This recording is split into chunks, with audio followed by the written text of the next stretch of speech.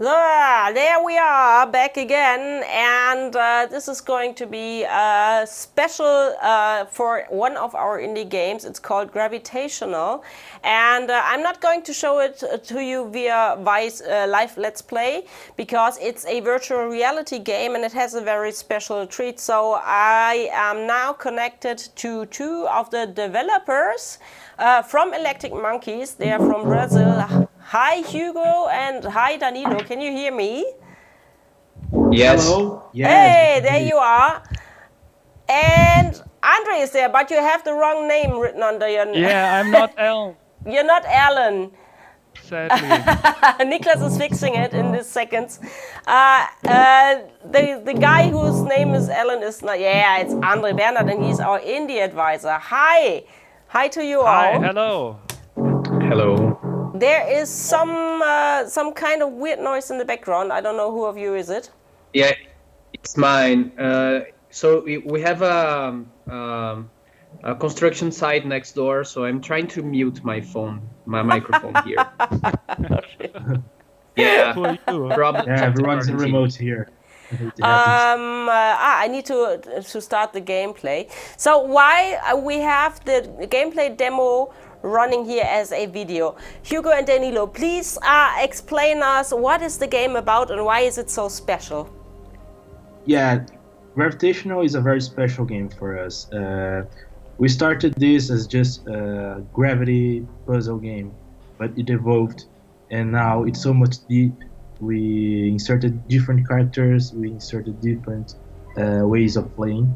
And as you can see, in the game you are playing as a physically challenged scientist. So you need to control a wheelchair with your hands. As a VR device, the limitations the players have are the same limitations as a person that needs a wheelchair. So we said, why not? Let's create something like that. And the game is not about this message, the game is about an entertainment game. And we just inserted that because it seems right. So as you can see, you need to control the wheels on the wheelchair so you can move around. And this is part of the movement mechanics. But this game actually happens in the future where it's being developed technologies about gravity, of course. And players need to understand what's happening. This is a very prototypical site, and the company itself, where the player is, has a lot of prototypes. And something happened, something not really good. It's nearly a catastrophe in the world, and the player needs to solve it. Yeah, that looks really nice. Andre, you are the indie advisor. Yeah. Thanks a lot for this first introduction words. I mean, what I'm super curious about, because I mean, I've seen a lot of VR games, but that is one of the first that takes this different approach to, I guess, fight motion sickness. I mean, how did it end up with using the wheelchair? Was it really about something to avoid people getting motion sick, to have some kind of natural movement, or was it just to have some better like movements or some better understanding of the player, what to do with their controllers or with their arms while playing the game? Yeah, it seems the movement, it's more about the same limitations the player have as a person with a wheelchair, and there's different ways of controlling the wheelchair since we have the motorized wheelchair, so the player just need to control it like he's controlling a car toy, so he's not just points where he wants to go. And as you can see here, also I have gravitational fields where the player floats around like an astronaut, and he needs to grab on these bars. Nice. Anything he can, so he can move around using a no gravity environment. About motion sickness, we are still working on it. We see that we're developing a lot of practices that help avoid motion sickness. This is very common. That's why we have like a dark environment, because it does not hurt the eyes. And when the player is moving, you can see like a vignette effect on the sides of the screen. So That's because the players only can focus on a very small part of the screen. So Yeah. we like blur the parts he doesn't need to see, so he doesn't get motion sickness. And there's a lot of techniques we could use to improve that.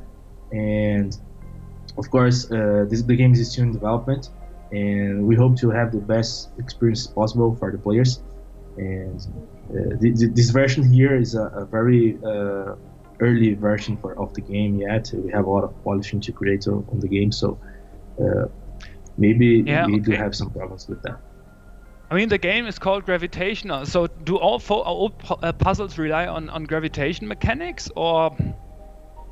Yes, it's something like that. The player have two devices on his hands, and these devices can carry objects like floating the objects that are too heavy for him.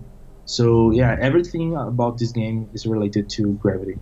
As you could see, I don't know if you noticed that there's a path to solve the problem on this room, but it is a staircase, so he can go to the staircase, and he needs to find a way, for example, to turn on this machine, and he can like float around, can float to upwards as well, and he can find the way this way actually. Are you playing around with the 3D? I mean, is by looking down, this means always, or the focus of the gravitation, it never changes. I mean, I see that it's possible that you could disable gravitation when you use the slides or the pipes to go up somewhere. But can it be that the roof becomes the floor or something like that? Do you have changes like this regarding the gravitation? The first idea of the game is that we could do that, but we noticed that this would cause a lot of motion sickness, because when you change the reference, the players kind lost all the references and get really sick. And actually, we have 3 different versions of the game that could be done. And one of the reasons we are here, we are going to create the first version of the game that does not include this kind of feature. But if we find the correct partners for that, we could create so much more. We have planned to create whole environments where the player doesn't have gravity, and he can float around and he can grab on anything he finds to move around. So for what systems are you currently developing this game? Currently, we are developing it for Steam. It's already on Steam, the game, the page, but I don't have the demo playable yet. It's just the page. So if players like the game and want to put on their wish list, I invite them to search for Gravitational on Steam. I guess Leo is asking which VR device you are focusing on at the moment. Does it run on everything, or is it just, I don't know, Vive only? Yes, it is part of our roadmap to port the game on all major VR devices. Of course, I won't include mobile games because we need the controls of the hands. Sure. And we are currently developing for HTC Vive, and of course this will include Oculus Rift and Valve Index as well. Okay, cool. And what's the average playtime that you are aiming at the moment? How much time does it take to solve all the puzzles if you're a regular clever guy? Like you are, you or mean? regular clever girl like Leo? Yeah, we believe it's about 4 to 5 hours of gameplay. Oh, okay. And are you targeting to self-publish this title, or are you looking for a publisher? We are looking for publishers, but if we don't find, we are ready to launch the game on our own. Okay. So publishers out there, if you see this and if you like it, give those guys a call. The Electric Monkeys. Yeah, please. No, it's a very great thing to have you on board on this year's Indie Expo, or devcom NRW Virtual Green Indie Expo 2020, how it is called correctly. Yeah, you did it in the first try. I spelled it out Big name. quite often the last days. No, it's cool to have you on board because, I mean, usually I don't. How long would the flight have been from? Oh, where are you located in Brazil? Let's ask it like that. We are on São Paulo, Brazil. And everyone on the team is on São Paulo, but we are working remotely now due to the coronavirus problem. Yeah. Okay, great. But I guess Sao Paulo, the flight from Sao Paulo to Cologne takes about, I don't know, 14 hours, something like that?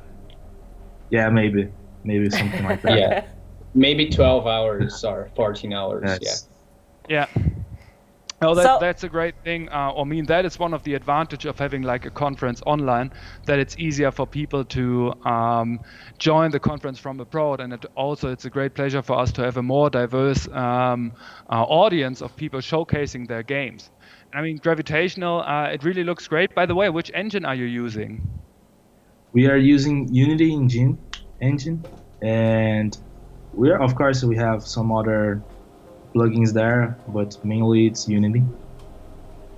And have you already shown your game to persons who are really wheelchair users, and what their feedback was on this game?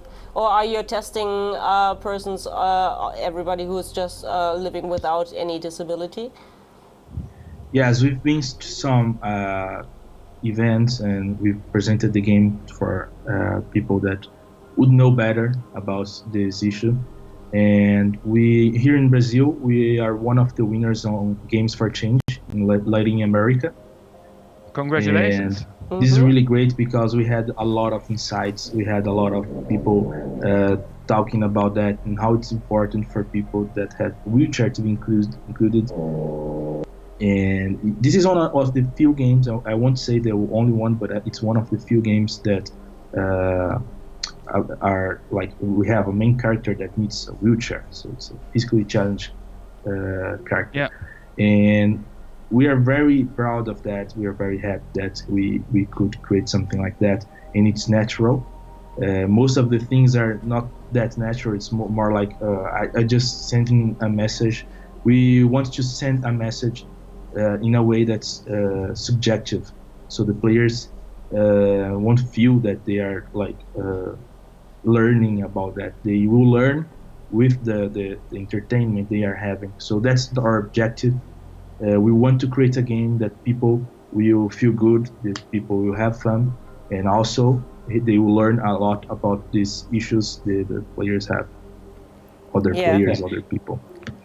Initially, we had the plan to begin testing with people with wheelchairs as well in the beginning of the production, but since the pandemic's arrived, so we are doing our best to test by ourselves, but we'll make sure to test with people who have a wheelchair as soon as things get better in that regard.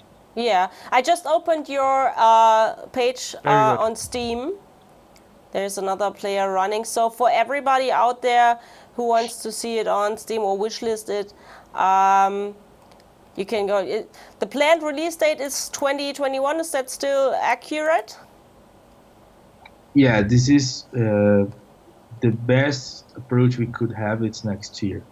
I don't know if it's on the beginning or on later on the year, but it depends on a lot of other objectives we want to fill and to reach. So, yeah, basically, we can say that it's going to be launched in 2021. Okay, I keep my fingers crossed for you. I really like the style of this game. I personally like puzzle games as such, and in VR it makes double sense. And what I especially like is like in the scene like this here we are seeing now in the trailer, that normally you just, as a player, you have the intention to just jump over it, jump over a gap, and and to put a player in the position that a person in a wheelchair experiences like every day. Is a pretty interesting aspect to this. And Gravitational, ladies and gentlemen.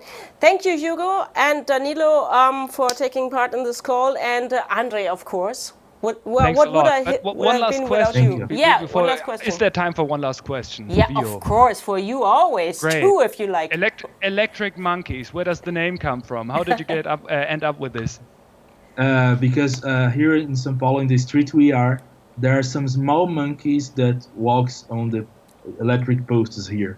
So we call them electric okay. monkeys, and the name of the company is the same of these little monkeys we have here. That's so Okay. funny. I wish we had Yeah. monkeys here in Cologne. They are very cute. Yeah. Okay, thank you very much. And good luck with your game. Fingers crossed. And maybe, Thank you. we see each other live in person on DevCon 2021 next year when your game is released. Maybe. Yes. Yes. Fingers crossed. Thanks a lot also from my I hope side so. and being part of the expo. And thanks, Vio, for being such an amazing host. Oh, too lovely. Thank you, Bernhard. Our indie advisor is always so charming. Really.